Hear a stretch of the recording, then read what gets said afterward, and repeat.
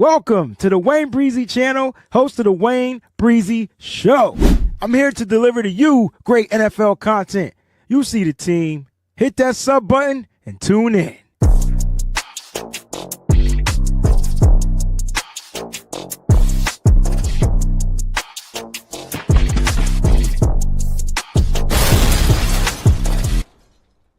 What's going on, everybody? Welcome to the Wayne Breezie Show. Post-Super Bowl 59 edition. What a Super Bowl that we just witnessed. Just everything about Super Bowl was amazing. Super Bowl 59 was definitely a great experience. Shout out to all those that were actually out there working, doing the damn thing. And for everybody that was at home like me watching it, we got to watch a dope halftime show. We got to watch some boring-ass commercials.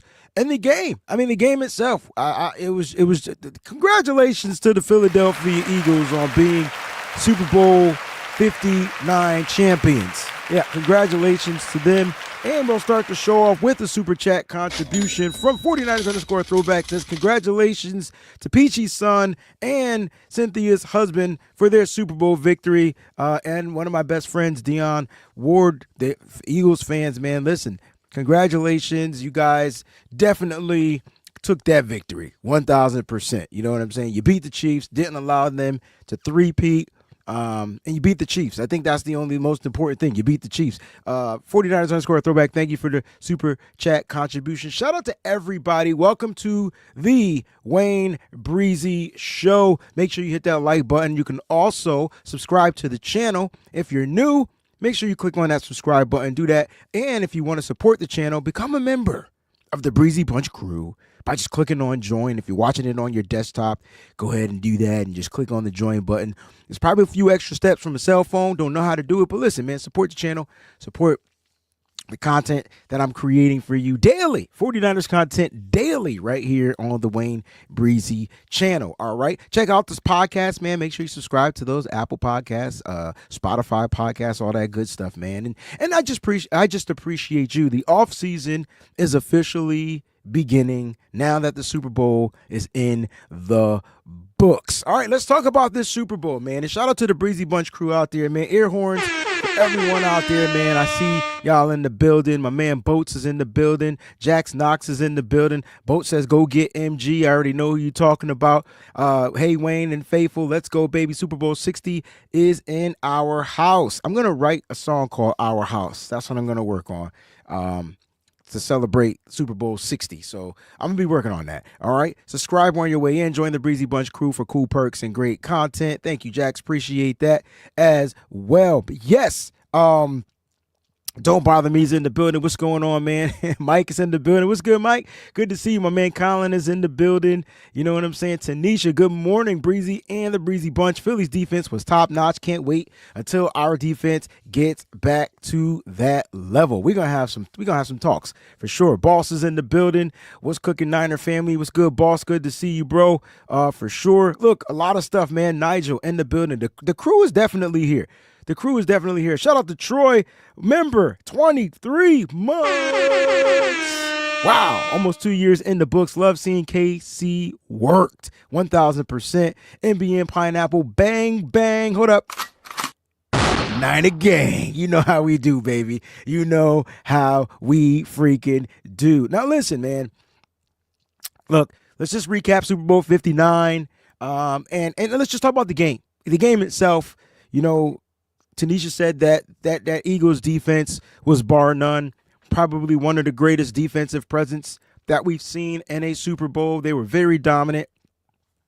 And the crazy thing is, can we give a round of applause to former 49ers defensive coordinator Vic Fangio?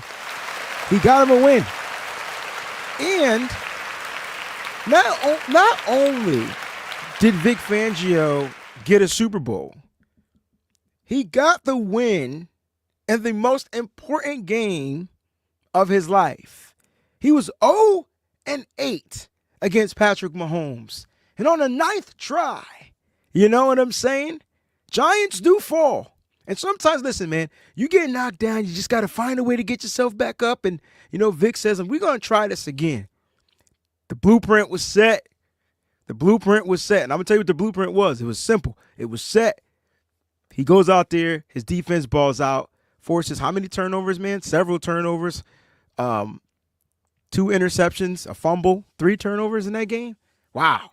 And the defense from the Philadelphia Eagles definitely rung some bells out there against the Kansas City Chiefs, who had the best record in the NFL, literally the #1 seed. But hey, man, the defense. People get mad and because of that old cliche where they say that defense wins championships, but it does. It truly does. It truly does. Defense truly does win championships. Patrick Mahomes was sacked 6 times. Defense wins championships. And this is not the first time that we've witnessed defense winning championships. Not the first time. I'll explain that. 40-22. And I know the Chiefs put up some points toward the very end of the game, but the Philadelphia Eagles were just on point the whole game. And they definitely deserve this win, 1,000%. So congratulations again to the Philadelphia Eagles for going out there, getting it done for sure. Shout out to everybody that's watching live on Facebook too. I wanted to show you some love. We officially got to 12K subscribers over there on Facebook. So it's growing. The Facebook community is growing for sure.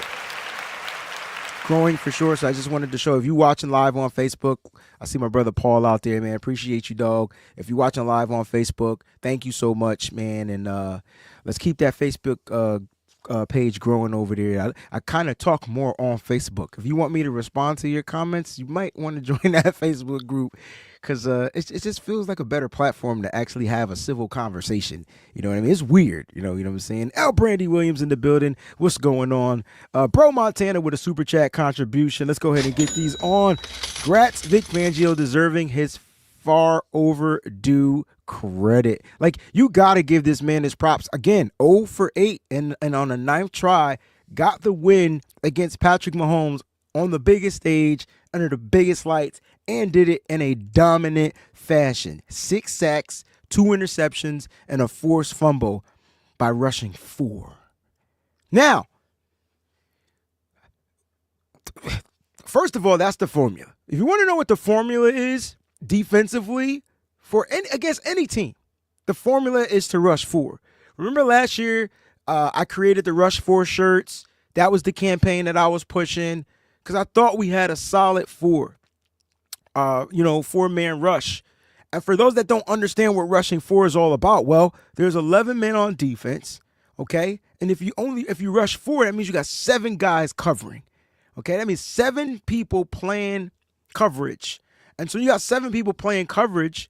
There's only 5 players that can actually go out. There's 5 offensive linemen. There's the quarterback, so that's 6. That leaves 5 players, either some running backs, some wide receivers, and a tight end, or 2 tight ends, however you want the personnel to be. But it's 7 on 5. And if the 4-man up front is creating or generating some type of a pass rush and disruptive pass rush, to be honest, that is what causes problems. If you watch that Super Bowl, you saw how many times they blitzed. 0, right? That means they rushed 4 guys. Now, they were able to rotate some guys in and out, and that's a key part to success of the blueprint, having the depth, having the rotation, having those guys be able to come in so you're not gassed, right? But my point is they rushed 4 guys. And the Niners were definitely trying to do that under the year of Steve Wilks, and it didn't work because we just didn't have the right 4 guys. And even if we did have the right 4 guys, we didn't have the talent, the depth. The talent and the depth with the San Francisco 49ers. So it was always a problem with trying to rush 4. But that right there is the formula. That is not a secret. It's what every team wants to do. That's why some teams got to dial up some blitzes, some exotic blitzes, some disguise blitzes, all these different types of blitzing. They got to dial it up because they know they can't generate the pass rush with just the 4. But when you dial up the blitz, you leave that secondary open.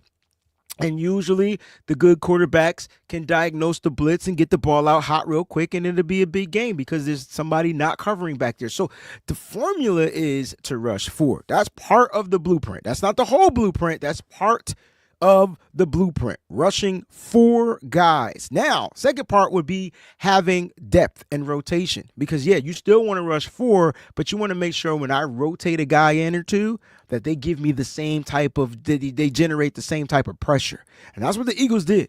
Patrick Mahomes looked like he didn't look superhuman last night. He didn't look superhuman. He looked frustrated. You saw the memes. He looked terrible. He did. He looked terrible. You saw the memes. It is what it is, but that's part of the blueprint on how you defeat quarterbacks. And remember I said earlier in this episode, I said defense wins championships.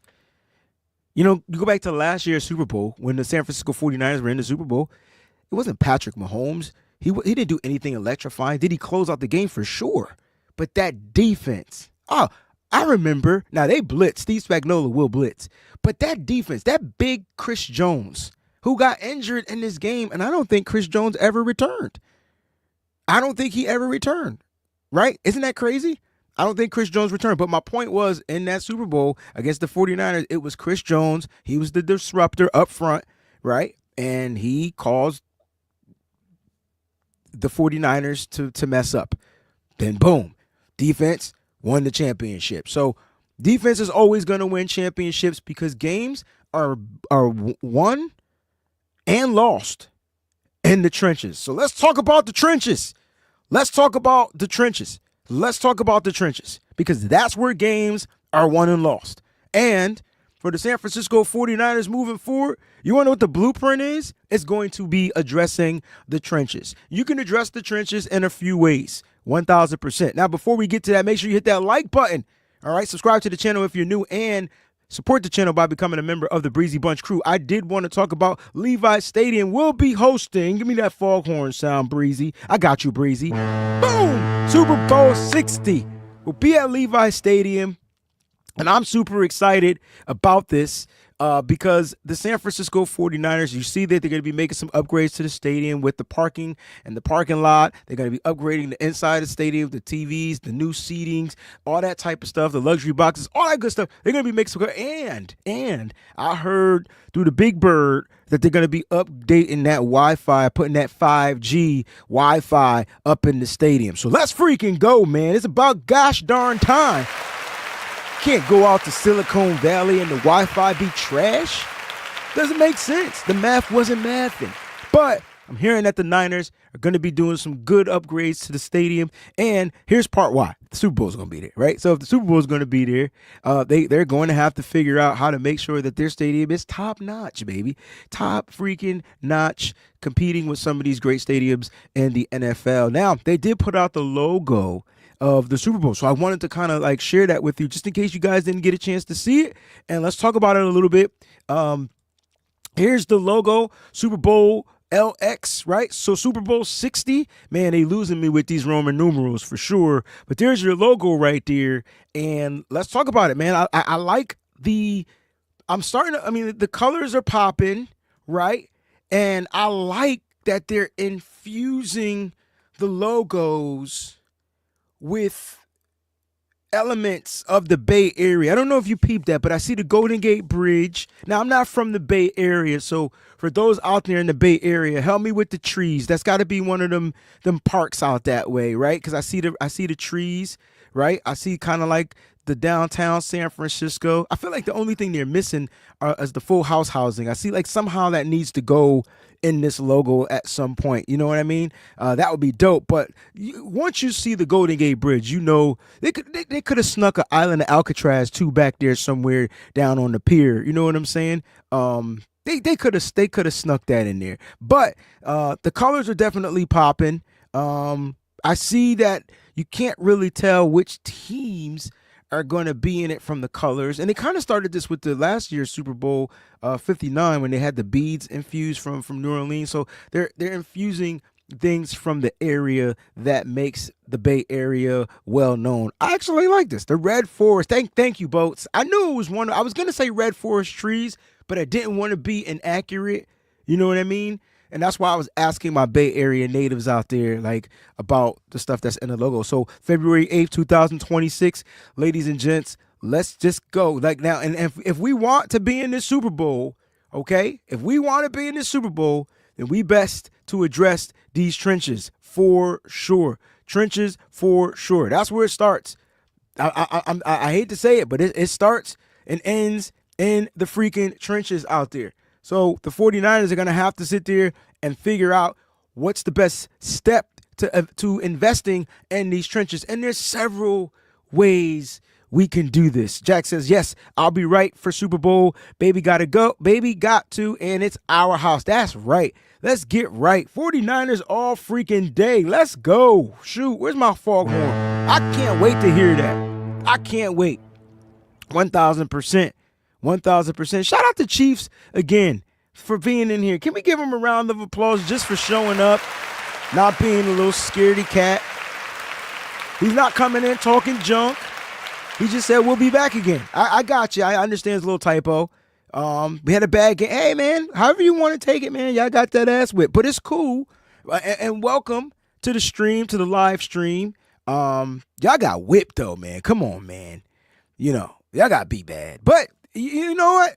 I think it's kind of dope that you here and you still supporting your team, win or loss. Like, you know what I mean? It takes a real one to do that, and that's why I salute you, dog.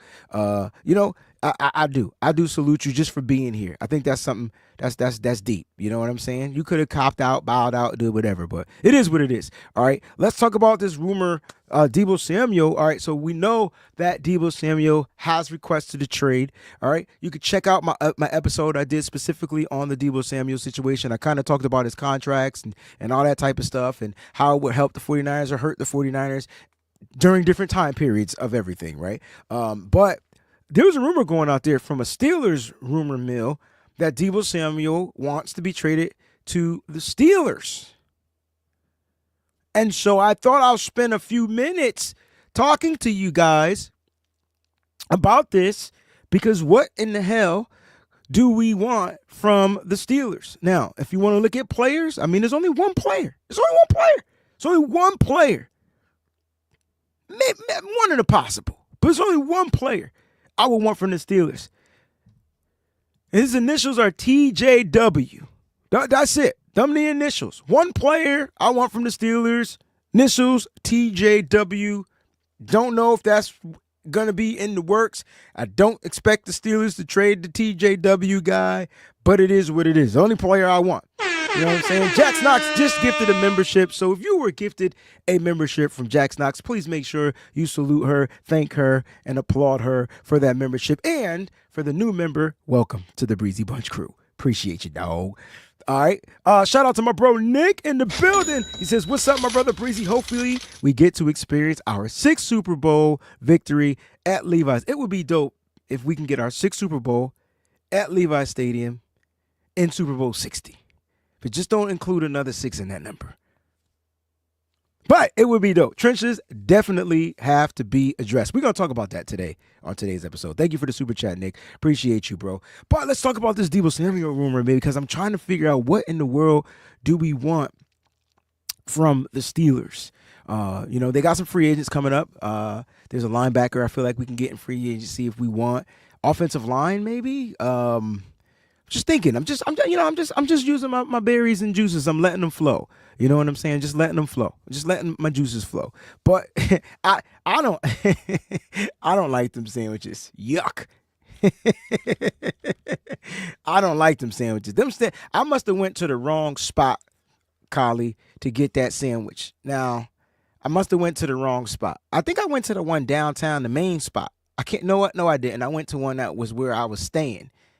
I can't think of the name of the place either, but it was all right. You know what I'm saying? That's why I said, Dre, I said it was one of the possible players, bro. I said one of the possible.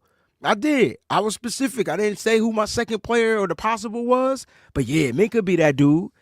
He be that dude. And to me, I know we need to address the trenches. I do. But in a trade, I want the safety. You know, give me the Minka. You know what I mean? Give me the Minka. You know, give me the Fitzpatrick. You know what I'm saying? That's my theory. That's my theory on it. You know, just my theory. Let me know. You know, so Minka, T.J. Watt, Those would be a couple players that maybe potentially. I just don't see. Let me just ask you this question: what do you think the Debo's value is as of right now? What do you think Debo's value is as of right now? All right. Again, shout out to Peachy's son, K Mac. His Eagles won the Super Bowl. So shout out to the nephew out there, man. Congratulations and enjoy Super Bowl 59. Man, enjoy it, man. You guys have won 2 Super Bowls in the last 8 years. So that's kind of dope, right? Congratulations, man. The Niners, hopefully they'll get back there. They'll get there. I'm sure about it. They'll get there. So congratulations to K Mac on the Super Bowl victory. Shout out to Peachy out there. All right. Let's talk about Debo's value. So don't bother me since a 3rd round pick. That's what I would want. That's what I'm asking for. If we're talking about picks, that's what I'm asking for. Now, it gets funny with the money, right? Because Debo's on the books, I believe, for like $15 million cash and then whatever for this year. He has a high cap hit, but he doesn't have the highest cap hit for the San Francisco 49ers. But there's a pre-June 1st cut dead cap, and then there's a post-June 1st dead cap. And so the pre-June 1st dead cap is where the Niners are going to be spending a lot more money. So I don't know if that's where the Niners want to roll. Like, I feel like they're not going to. But if you don't do that, you don't get the draft pick this year. You know what I mean? Now, I believe if you trade Deebo Samuel and you let him go, or you let him play out this year and he signs and becomes a free agent somewhere, don't we get some type of compensatory pick or something like that, like in the future, which is like a 4th round pick? I don't know, man. It's just a lot of stuff going on. I really do think this comes down to politics as usual, but I want the 3rd round pick. I do. That's his value as a weapon. And that's how I see him the same way. Did I not say Debo? I probably didn't say. What do you mean by what do you think he's worth as far as draft stock? Like, what do you think he's worth? That's what I mean by that. You know what I'm saying? Jack says 3rd rounder for sure. Again, that's what I value him. I don't know if the rest of the league values him the same way. Big Daddy Niners has been a member 13 months, man. We will be there in Super Bowl 60. Yes, sir. Yes, mother freaking sir. Now we can get back to talking our talk because season's over, right? It's reset time, right? So now we can get back to talking our talk. You know what I mean? For sure. 1,000%.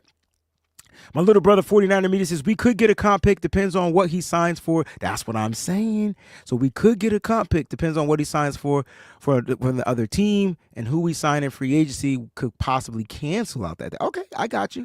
You know what I mean? I got you. Araceli says, do you think Debo requested a trade because he doesn't want to take another pay cut? So can I be honest? Can I be honest? Yeah, for sure. Debo, you look at Debo Samuel. It's not just the pay cut. I don't think the Niners were going to really ask him to take a serious pay cut. They were going to ask him to take a pay cut, but I don't know how serious it was going to be. But I think we also forget about the future. What's the word that I always use? The guarantees. The guaranteed money, obviously, but there's another word that I'm looking for. But yeah, the future of the contract, right? And so this is the last year of his deal. And I don't think he feels that the Niners were going to look to extend him. Now, if the Niners want, they'll extend Deebo Samuel, and then all the stuff goes away. And if they extend Deebo Samuel, then you'll know he's going to be here at least for another 2 or 3 years. The money will lessen on the cap. Even the value of the contract might be not as high. But he's not a free agent, so he might want to be a free agent and bet on himself again and earn maximum dollar on his second official contract. I mean, the rookie contract and then this contract, and then it will be his next official one. So, that's kind of like what we're going to probably do with George Kittle because there are no guarantees in his contract. And so, I mean, the Niners see value in George Kittle because he can block, he can catch, he's still dynamic at the old age. But what's that number going to be? We don't know. But when you look at Deebo Samuel, there's going to be cap casualties. I don't think we understand that paying Brock Purdy is going to eliminate some of these players. It's just the game. You can't have them all. That's why when people keep saying, we messed up when we drafted Trey Lance, Yeah, we messed up at drafting that particular quarterback because he didn't work for the team, but trading up to get a quarterback in the first round at that stage, at that point, was perfect because you didn't have to pay a quarterback for 5 years. So that allowed you to extend contracts and have an opportunity to compete for a Super Bowl. And then now it's time to pay a quarterback. You drafted Brock Purdy, he outplays everybody. Now it's payday. And so the question is, when you pay Brock, other players are going to end up taking these hits, and it's just the way it is. I'm sure the Niners are looking for contracts to expire on their own so they don't have to make certain decisions, but there's some players that are going to have to take pay cuts, and I just don't feel like certain players want to, and they shouldn't have to, in my opinion. Did Debo decline in his play? Yeah, for sure. His numbers went down. That's decline, right? But I also didn't think he was utilized the way that his numbers – I don't feel like Deebo Samuel was used in the way that he, would super succeed, in my opinion. I don't feel like he was. He was asked to do something that he just never really done. He was asked to be this number one guy, and they didn't even give him the number one option as far as being the number one. He wasn't the X receiver. It's just that the attention was still drawn to Deebo, and he couldn't win one-on-one coverages. He couldn't do certain things that other receivers can do. He is the type of person that needs the ball in his hand, give him space, and let him work his magic. That's Debo. And when we were doing that, everybody was in love with him. When we weren't doing that, everybody hated him. I get it. He wasn't producing. Understood. And I think Debo knows that. I think Debo wants to go to a team that's going to value like who he is. And I think he deserves to do that. I don't think he's doing anything wrong by saying I want request to trade, especially if he knows his future won't be here with the San Francisco 49ers because he understands the business, right? I think Deebo Samuel says, all right, you know what, you're going to end up paying Brock. I get it. We couldn't win. I get it. Now, again, this can all be crazy smoke screen stuff, and the Niners can still extend Deebo, and this will be a funny conversation to have a little bit later, but it's a lot.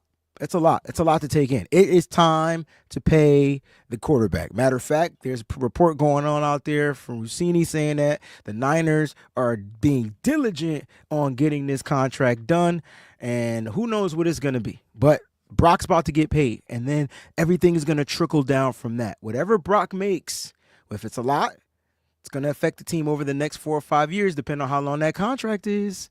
Because you got to make sure that your quarterback's going to take the most money on the cap. And then what about the rest of the players? How do you keep the team built? We're talking about building this team.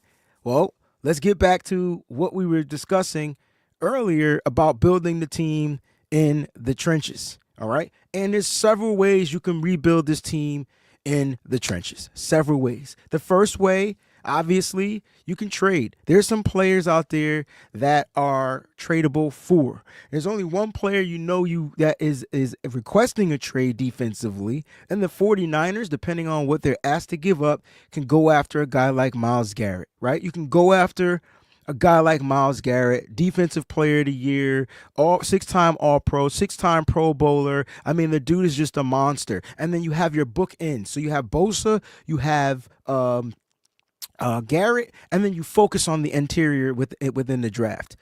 And when I look at the San Francisco 49ers, I say, all right, have they ever addressed free agency? Well, not free agency. Have they ever? They've never traded for. Well, they haven't traded for a big edge like rusher to the status of Myles Garrett. And in free agency, they have addressed the edge rushing position, but never to the status of a Myles Garrett. I mean, we signed Yetur Gross-Matos last year and Leonard Floyd last year. Both guys were productive in their own way, but to me, they're just really great rotational pieces at this stage, right? I just don't feel like they exude that dominance that we need up front when you're talking about setting the edge. Right? And so you get Nick Bosa and Myles Garrett. That would be a dream come true. And then you can kind of play around with the draft. And this would be, hear me out on this take. If the 49ers trade for Nick Bosa, this would be the perfect time trade for Myles Garrett. This would be the perfect time to do it. Don't trade Nick Bosa. That's not what I'm saying. I meant trade for Myles Garrett. Perfect time to do it. When I tell you that this draft right here is loaded with interior defensive tackles, this is the draft. This is the draft where you can say, I'll give up a first. This is the draft where you can say, I'll give up a first this year, maybe even a second, and still find great talent in rounds 3, rounds 4, rounds 5, and round 6 at the defensive tackle position. And when I say great, I mean great, because you can go from getting a guy like Walter Nolan in round 1. You can go to get a guy like a Kenneth Grant from Michigan in round 2. You want a big 345-pound defensive presence up front, which you can't run on? Boom. There you go. There's so many different guys that you can go ahead and look at. You could get my man Aeneas Peebles from Virginia. You could get one of my favorites, Darius Alexander from Toledo, who can line up inside and outside in round 2 or 3. There's so many different ways you can address the interior pass rush. I want the best person at that position, but if the Niners are willing to spend some of their draft capital on a player like Myles Garrett, now you sold up your bookends, and now you can focus on the interior as far as the defensive pass rush. Isaiah, what's going on, babe? Thank you for the super chat, man. BP, a team-friendly deal with 2 things. The big bag. Listen, it could be a team-friendly deal. Listen, I'm not going to say that it is. I'm not going to say that it isn't. It could be a team-friendly deal, and I wouldn't be mad if he decided to do it. But I wouldn't be mad if he decided to do it. Like, at the end of the day, Brock's going to do his best for Brock and his family. Will he do a solid for the 49ers? There's a possibility, but we know what the market is. We know what Brock, we know who Brock is. We know his limitations. We know where he excels very well. No one knows the 49ers. No one knows Brock Purdy better than the San Francisco 49ers. So I just trust that situation. My thing is, they just need to get it done. You dig? Like, get it done. Let's not wait. Let's not beat around the bush. Let's not hold off. Let's no drama. And I don't expect any drama at the quarterback position. None. Why? You need a quarterback. And for those that feel like Brock Purdy isn't it, I hate that. You got to watch football again. You got to watch him play football. Because I just watched one of the best quarterbacks of all time look like trash on national television. So, some guys have bad games. Some guys have great games. Some guys, are consistent with it.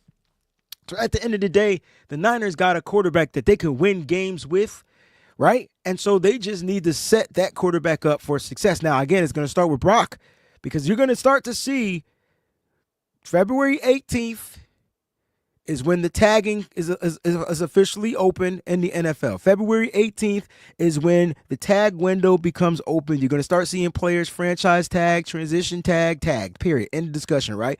Tag, 5th-year option tag, all the tags start there, right? The combine is the 24th. It's when it begins, because and once those players start testing, you're going to start seeing all of these draft trades, blah, blah, blah, blah, blah, start popping out of nowhere. Okay? Tampering period starts March 10th. New league year begins March 12th. This is going to happen fast and furious, and I'm loving it.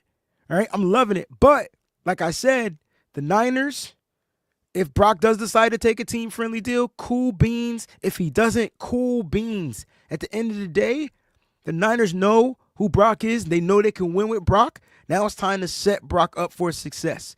They got weapons. They can get better guys. The offense last year was still like a top 5 offense. It's weird, right?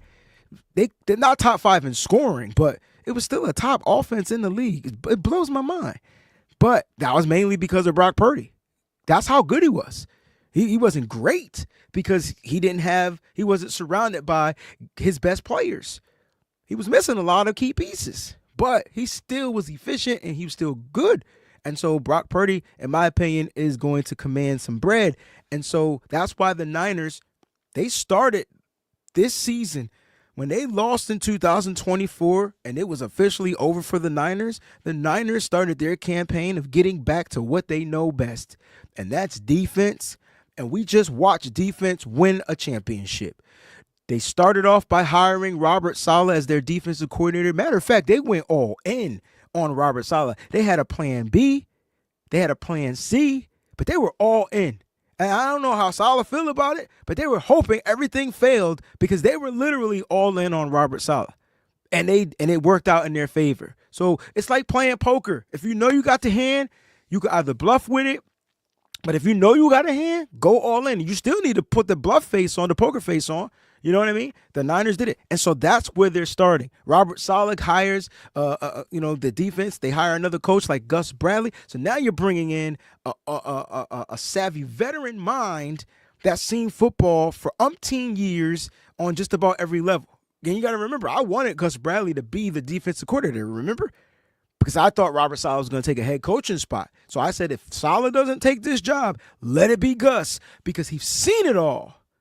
It's like having a Tom Brady who's seen it all. You can't really affect him. You can't really do anything because he's seen every defense you're going to throw at him. Tom Brady struggled at one part of the defense, and it was interior pressure up the front. And if you ask Tom Brady, that's where he struggled. You couldn't get Brady from the side. You didn't sack Brady from the side. You sacked Brady from up front.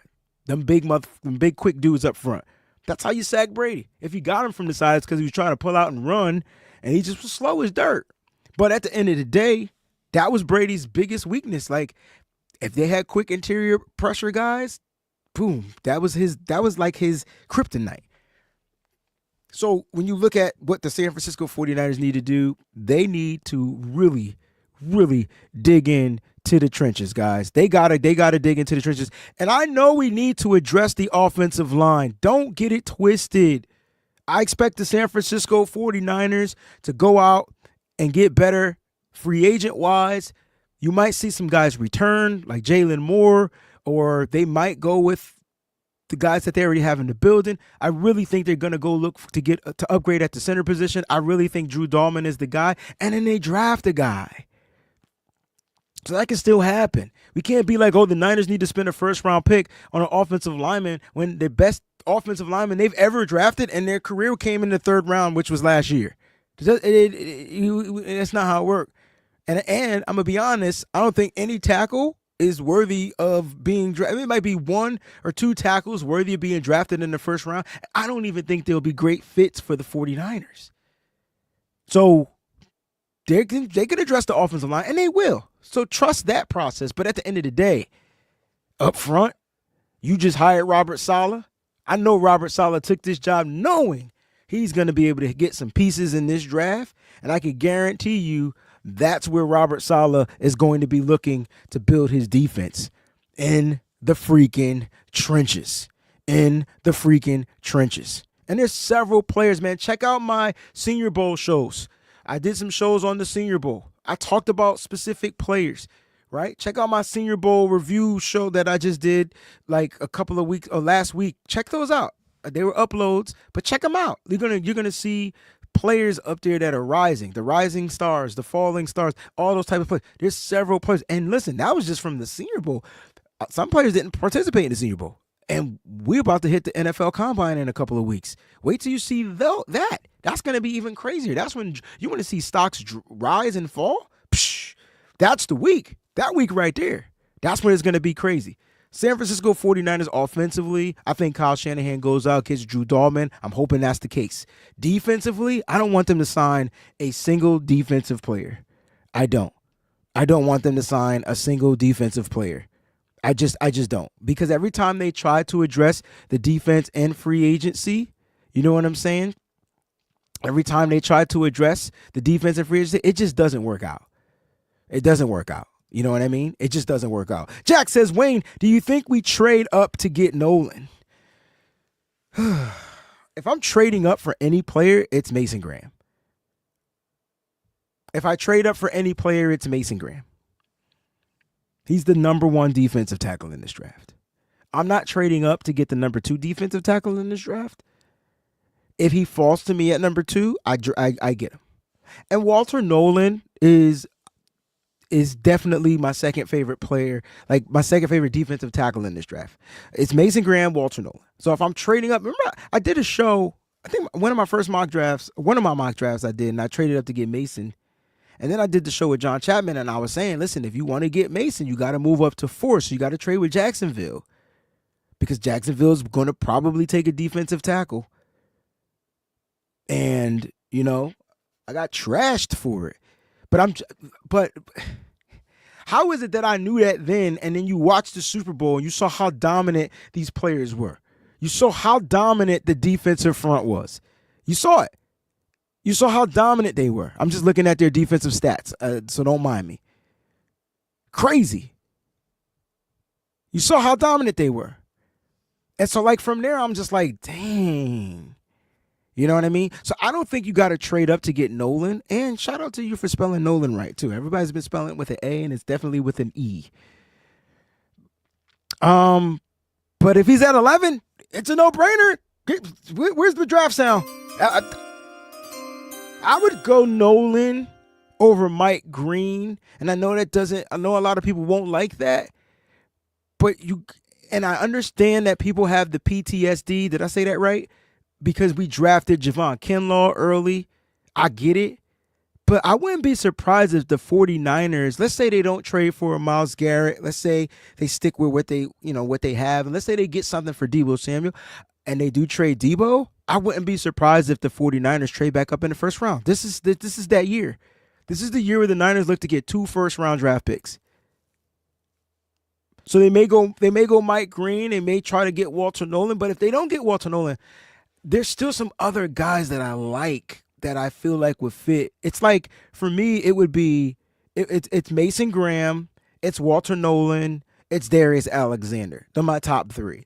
And then I love Norman Lott from Tennessee. You want a big motherfucker that can't be moved? That's the guy. Like, there's some players. You get what I'm saying? So it all depends. And I really do feel like I might be the only one that's crazy that thinks this, but I feel like the 49ers are going to draft 2 defensive tackles in this draft. That's my opinion. Don't shoot me. That's my opinion. All right, don't shoot me. So that's kind of like where I am with it, you know. I would stay away from spending money on defensive players on the front. Now, if you want to get you a linebacker, that's different. But up front, because I don't like the linebackers in this draft. There are a couple of linebackers, but none of them are Dre Greenlaw or Fred Warner. And that's what they got to be. If you're going to play for this Niners defense, you got to be one of those 2. You got to be in lieu of being one of those 2 guys. Not in this draft. I go out and sign one. That might be, because I think the Niners' key is to bring Greenlaw back. And then I think that's plan A, and then plan B will go get the other kid from the Jets, right? And then I think plan C, there's a kid from Pittsburgh that I think will come in and fit. You know what I mean? So those would be my 3 options at signing a linebacker in free agency for the 49ers, but I'm not the GM. I'm just telling you what my options would be.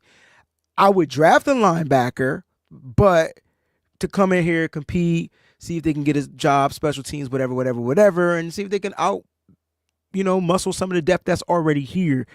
We watched the Niners do that last year, so let's not act like the Niners won't address the linebacker position. They drafted the 2 linebackers in D. Winters and Jalen Graham a couple of years ago, and then last year they went and got Tatum Bethune in the 7th round. So the Niners do know what they're doing. Like, they know they're going to get linebackers.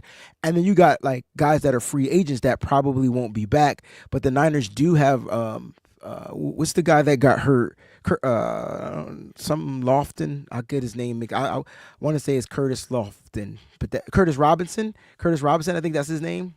I get the first name or whatever mixed up. He would be a restricted free agent, so the Niners possibly will get him back. So it's the trenches, though. It's always the trenches. Start with the trenches.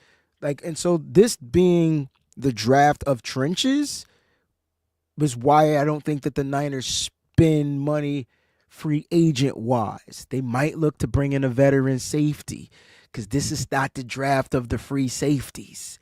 Last year was the draft of the free safeties. This not that draft. There's a couple of them, but if you don't get them dumb early, if you don't get your Xavier Watts, the kid from Jahdae Barron, the kid from Texas, my man Nick Imanwari from South Carolina, if you're not getting those guys early, which the Niners, they have other needs. And so then you got to kind of like settle for a guy. And then next thing you know, you're getting one of those slow guys.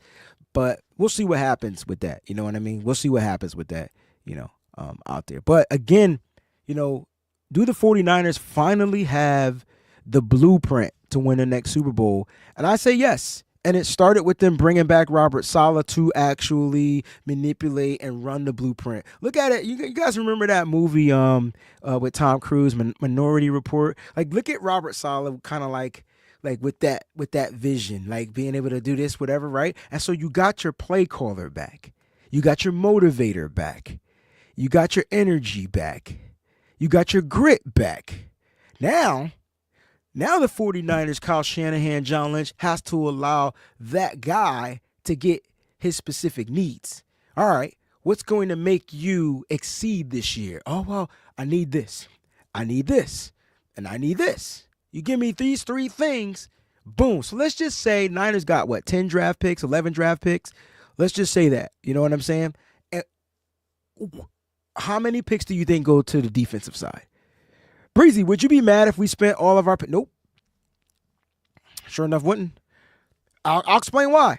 There's going to be wide receivers. There's going to be running backs.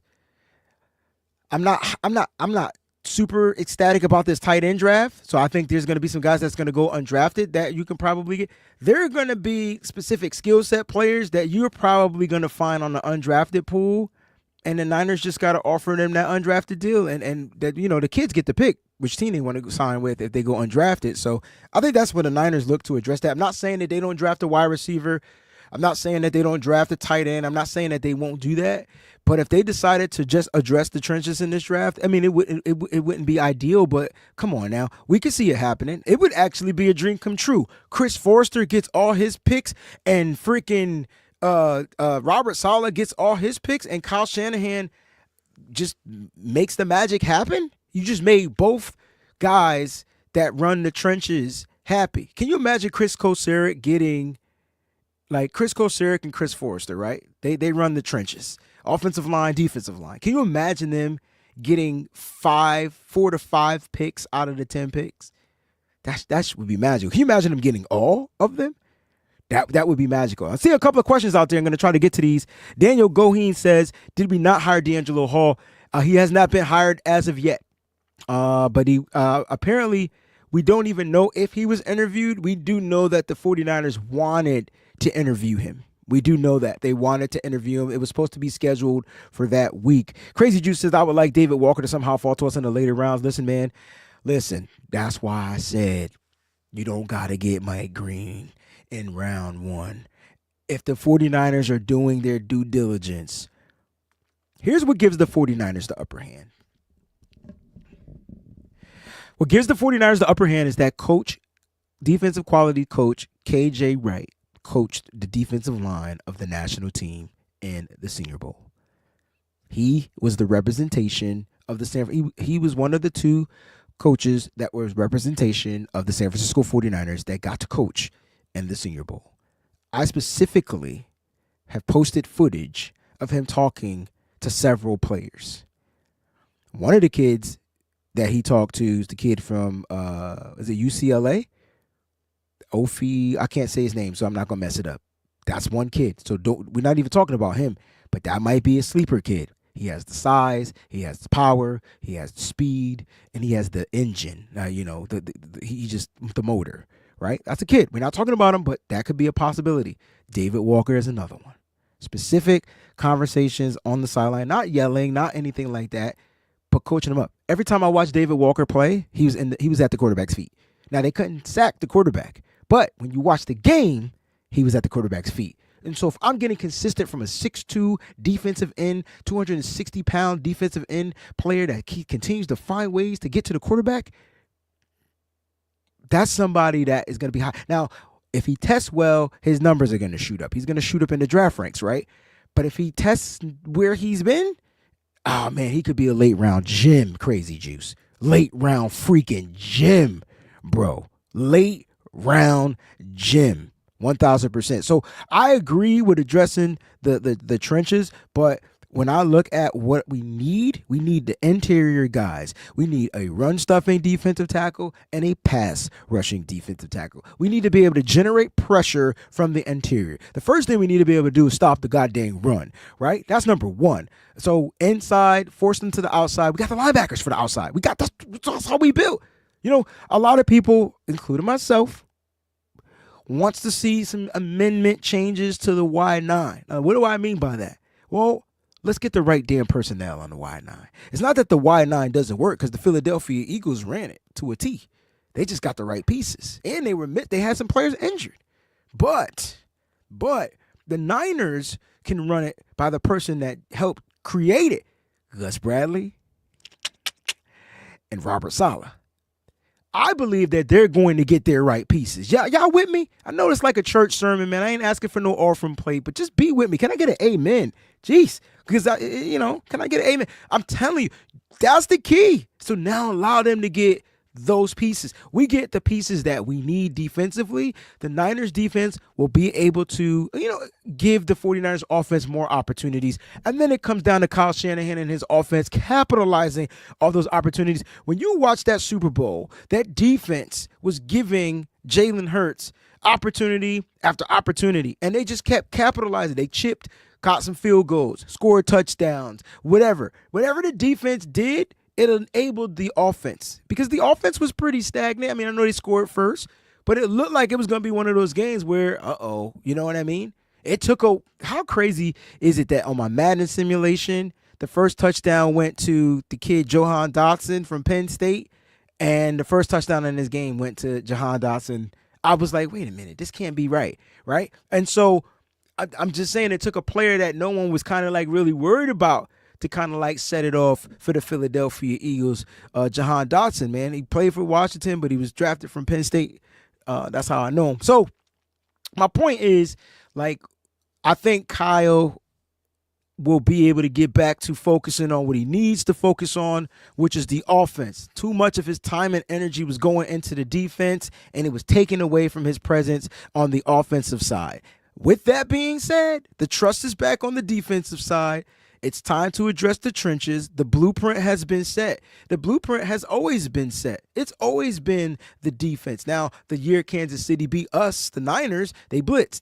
The year that the Eagles beat Kansas City, they didn't blitz. They rushed 4, but they had the right pieces. I think with Saleh, I think with Gus, I think with that defensive presence that we have from a coaching standpoint, we're going to get the best of both worlds. Because I can tell you one thing Gus Bradley knows how to do, and that's disguising blitzes and drawing up some exotic looks for the offenses to be like, what the hell? What the who? Right? I think that's what we're going to get. I truly do. And so, yeah, they'll be blitzing, but they're going to look to build these guys in the trenches. I truly do. I truly think they're going to build the guys in the trenches. You know what I'm saying? I truly do. Nick says, great point. The Eagles took full advantage of the Chiefs. Absolutely. That's what you're supposed to do. How many times the Niners didn't take advantage of opportunities? How many times we shoot ourselves in the foot? Not taking away from the other teams, getting wins and victories, but damn. That is true. He was down before he scored the TD. Jalen Hurts got the tush push. You're right. But he made an explosive play. That's you're right. He was down. His knee was down before he was in. Thank you for that correction too, by the way. But at the end of the day, all I'm saying is with the San Francisco 49ers, it's going to start up front. And whether it's the offensive side or the defensive side, it is what it is. Great One says our O-line ranked 13th. I'm trying to tell you. As bad as the offensive line is, it wasn't that bad. Now, this could be because of Brock. This could be because he made the offensive line look better. But it's kind of like if it ain't broke, don't fix it. If there's one position I'm looking to address from that offensive line, it's the center position. His name is Drew Dahlman from the Atlanta Falcons. Go check out that episode. We did a whole episode on that a couple of weeks ago. Free agents that the 49ers must sign. You can check it out. Drew Dahlman. That's the guy you want to come in here. He's ranked 4th amongst all the 35 centers that were ranked. 4th. So you give me the 4th ranked center over the 18th ranked center, 38th ranked center you said, I'll take it. I'll take it all day. Peachy says 49ers have to remove the Eagles from this team. Doesn't matter who shines as long as you get the win. Yeah, but that, you know what that starts with though? Starts with the coaching. And I think, you know how we talk about Fred Warner overcompensating? I think Kyle Shanahan was overcompensating for the lack of the defensive coaching. I think Kyle Shanahan no longer has to overcompensate. That's my opinion. because the trust factor is there with Robert Saleh. I don't think the trust factor was there with Nick Sorensen. I don't think the trust factor was there with Steve Wilkes. I think the trust factor left when D'Amico left, and I think it took time for Kyle to trust D'Amico too, because you don't remember that. Y'all got selective memory. Y'all don't remember D'Amico's first game. Didn't we play the Lions? And we were busting their tail and they started coming back. Y'all don't remember that game? Maybe it's just me. We won, but we were messing up. We put in the depth, and it wasn't ready. And D'Amico struggled a little bit early, but he fixed himself, man. He learned real quick. He learned real quick. He definitely did. Red Jet Shell says, our team must come to Jesus. Let's sing the song. He says, get out this ego funk that has kept the car stuck in the mud. Follow the blueprint, or in sense, follow the money, period. Yeah, like the blueprint is definitely set. It's been set. It's just time to follow it. It's like you got the plans, but you still want to do it your way. You got the plan, but it's like you got to do it your way. I'm thinking that's what you're meaning. Yeah, like get out of that. Like we got the plan, but it also takes the right person to run the plan. And so even though Kyle Shanahan is the head coach and he gets all the flack, for sure, he should. He's the head coach. I think we'll see a different attack on the plan going into 2025. And it started with the coaching. That's done, right? I think they do add D'Angelo Hall. I really do. Him and Daniel Bullocks, I think, could come together, put their minds together, and coach the hell out of some DBs. I would love it. You get the on-field action from D'Angelo Hall, who played the game, all-pro guy, 3-time all-pro player, and then you get the mind of Daniel Bullocks. You put that together, woo, that could be one hell of a defensive backs coach room. But then it's going to come down to how well they evaluate these players. And then when they evaluate the players, do they draft those players? And then when they draft those players, do they develop the players? So there's so many different points and parts that go into everything, but the Niners are going to be all in. So if they're going to be all in, then they just got to get the dang job done. For sure. Guys, you've been an amazing audience out there, man. Shout out to all the Breezy Bunch members out there, man. Appreciate you. You know what time it is. I definitely want to make sure I show you guys some love. Terradome says, great one. 765. Brock made the O-line look better and ranking. That I kind of alluded to that. So you're right. You know what I mean? Because of him buying time, Brendel sucks and Aaron Banks is not good. Aaron Banks will be a free agent, so I don't expect him to be back. Are they the best in the league to you? So he's talking a great one, but that was a good point. You know what I mean? That was a good point. Stud says the blueprint is the refs didn't help this time. However you want to look at it, it is what it is. Marcel Trigg says we had the blueprint since 2018. Yep, and we failed to execute. I don't understand why that's so hard to see. I don't get it. We definitely failed to execute. Guys, make sure you hit that like button. If you're new, first time watching the show, please click on subscribe and support your boy Breezy right here by becoming a member of the Breezy Bunch crew. It's the Wayne Breezie Show, baby. We're episode 261. It's in the books. We'll be back more this week for a lot more content. Make sure you stick around. Peace out. Thank you all for your support here on the Wayne Breezie channel. If you're new, make sure you click on that subscribe button. Don't forget to smash the like button and check out the other videos. Thanks for watching.